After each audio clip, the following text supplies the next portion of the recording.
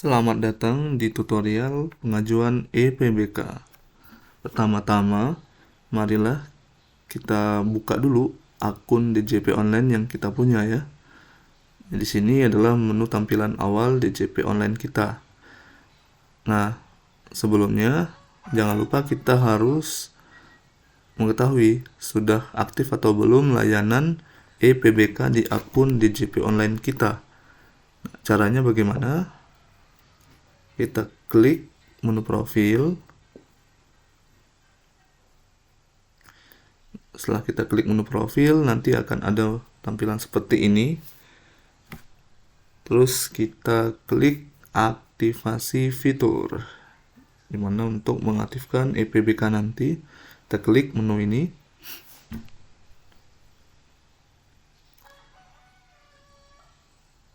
Nah, nanti setelah diklik aktivasi fitur akan ada banyak menu fitur nih. Nah, jadi kawan pajak tinggal pilih menu EPBK ya. Jadi khusus untuk tutorial kali ini. Nah, klik centang EPBK-nya. Lalu tampilannya akan tercentang seperti itu. Nah, seperti itu. Lalu klik ubah fitur layanan. Nah, setelah kita klik ubah fitur layanan, akan muncul notifikasi apakah Anda yakin ingin mengubah. Di situ juga ada tertulis akan logout otomatis. Nah, jadi kalau kita klik iya, dia akan logout otomatis. Nah, setelah kita klik iya, nanti ada notifikasi sukses. Jadi sudah sukses berhasil untuk pengaktifan fitur layanan EPBK-nya. Kita klik OK.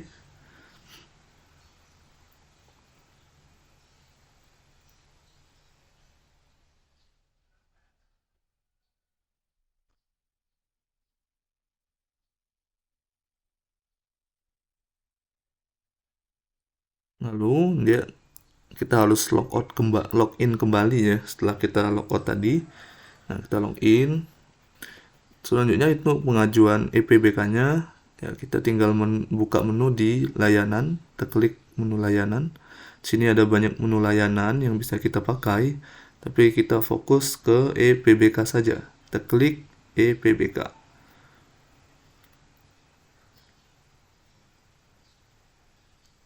Nah, lalu tampilannya akan seperti ini. Nah, untuk tahap awal kita mengajukan EPBK yaitu di menu permohonan. Kita klik menu permohonan. Tampilannya akan seperti ini. Nah, yang pertama yang harus kita siapkan yaitu nomor setoran atau nomor NTPN seperti itu. Berdasarkan SSP atau setoran yang sudah kita lakukan dan akan kita lakukan pindah bukukan ya kawan pajak semua. Nah, lalu kita klik cari. Nah, setelah kita klik cari nanti ada kode captcha yang harus kita isi. Kita isi saja, lalu kita klik OK. Itu. Nanti kalau sudah kita klik OK dan benar, maka akan muncul data sesuai pembayaran yang sudah kita lakukan. Nanti contohnya di tanggal bayarnya kapan, lalu nilainya berapa, nomor HP yang dapat dihubungi, serta email juga ya, di input ya kawan pajak. Lalu kita bergeser ke bawah. Di sini adalah tampilan untuk ya beberapa data-data sesuai pembayaran kita, dan yang sebelah kanan adalah data sesuai yang mau kita pindah bukukan. Yang pertama ada NPWP dan nama wajib pajak. Dan di sini secara sistem akan tercatat NPWP dan nama yang sama sesuai dengan setoran. Kenapa? Karena sistem EPBK masih di tahap pengembangan. Mungkin nanti bisa untuk NPWP yang lain ya kawan pajak. Tapi untuk saat ini masih NPWP dan nama sesuai setoran saja seperti itu. Lalu untuk selanjutnya yaitu data pembayaran. Nah, di sini otomatis dia akan terisi sesuai dengan nominal setoran kita. Tapi kalau memang kita mau mengajukan PBK-nya di angkanya lebih kecil dari nilai pembayaran, kita isi manual di sini. Misalnya 200.000. Kita isi 200.000 di sini ya. Kawan pajak semua.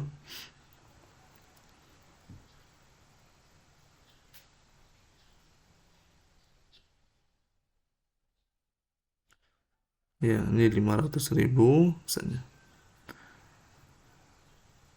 Nah, di sini bisa 200.000. Nanti kalau mau pindah bukukan sebesar 200.000. Selanjutnya yaitu ada kode akun pajak. Di sini kalau ini sesuai dengan data pembayaran yaitu 4126 adalah PPh pasal 25. Nah, misalnya kalau ini untuk tujuan kita. Misalnya kalau mau dipindah bukukan ke pajak PPh pasal 21 dari PPh pasal 25 badan, kita pilih ke pasal 21 itu kita pilih tanda panah. Nah, nanti ada muncul pajak-pajak, kita pilih PPh pasal 21. Lalu jenis setorannya juga kita pilih.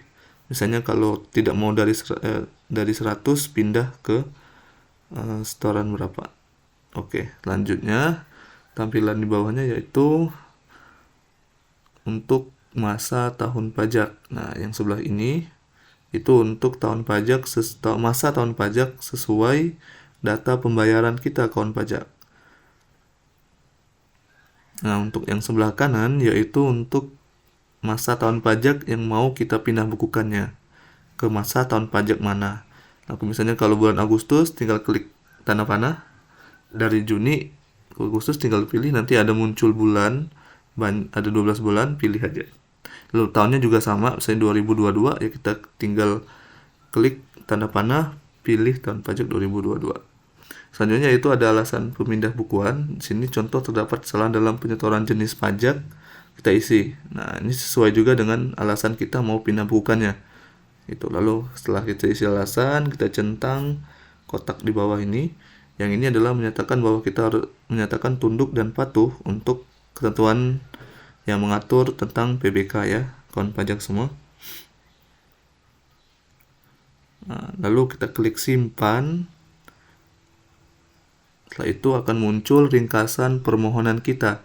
Nah, di sini kawan pajak semua bisa cross check dulu nih, atau melihat-lihat dulu apakah yang kita ajukan ini sudah benar, mulai dari NTPN, terus NPWP dan namanya, nominalnya sesuai pemindah bukuan itu berapa, kita lihat lagi. Nah, juga ada ini, pastikan HP dan nomor HP dan email yang dapat dihubungi, karena ini untuk proses penelitian pemindah bukuan ya.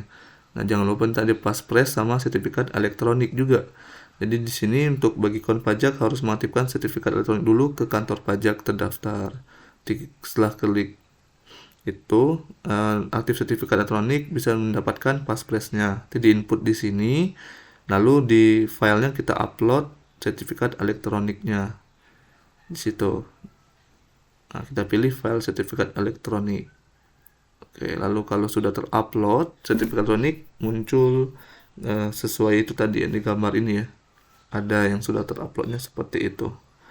Nah, lalu setelah itu kita centang kotaknya, yang dimana ini adalah pernyataan bahwa kita yakin PBK kita ini telah benar dan telah sesuai. Seperti itu ya kawan pajak semua. Lalu kita klik kirim permintaan. Nah, lalu muncul notifikasi permohonan pemindah bukuan berhasil dikirim. Jadi untuk kawan pajak ya, setelah kita klik tadi ya, permohonan pemindah bukuan telah terkirim nih kawan pajak. Jadi setelah ini kita klik OK.